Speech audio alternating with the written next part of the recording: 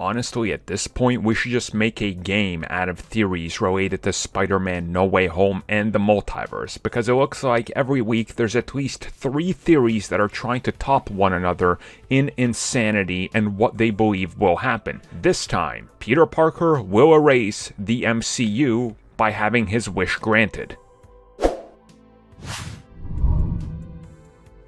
Peter Parker needs help. He wants the help of Doctor Strange to help everybody forget that he is Spider-Man. The spell is going to go really wrong and merge multiple multiverses, converging them onto one as it relates to Spider-Man, and bringing in different Spider-Man villains and Spider-Men themselves.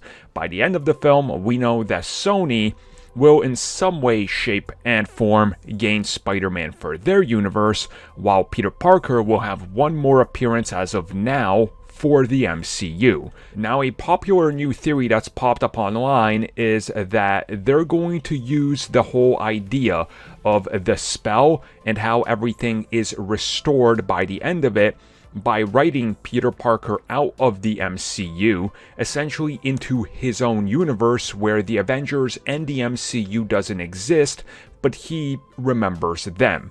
And this would be a way for Sony to bypass using or showing any of the big MCU characters while also acknowledging it's the same Peter Parker. Now, this is sort of one of those things where the theory, I believe, comes from the notion that Sony 100% wants Spider-Man back and they will not let Marvel Studios continue to use him. But I think there is a lot of a fault to be found in that type of belief and how people are trying to come up with a theory like this. Because realistically, if Sony pulls Spider-Man out of the MCU, we get straight back to square one with fan outrage.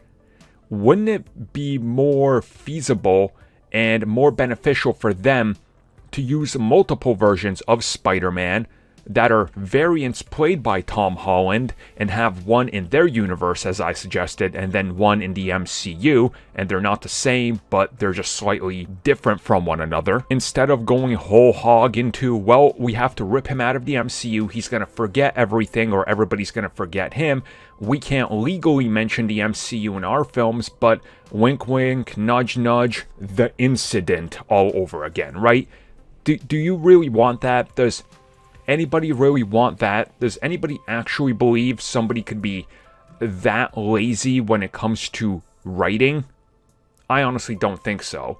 Now, there's even crazier theories out there. I've seen some that are like, oh, none of this is even real. It's all a simulation, or I don't even know. Look, the lizards, reptilians, right? Whatever.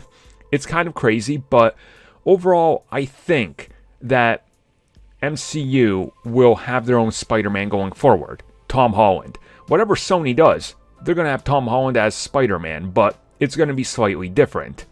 I don't see them just being like, yeah, let's put a storyline into the film that makes him and everybody forget him. What's the point?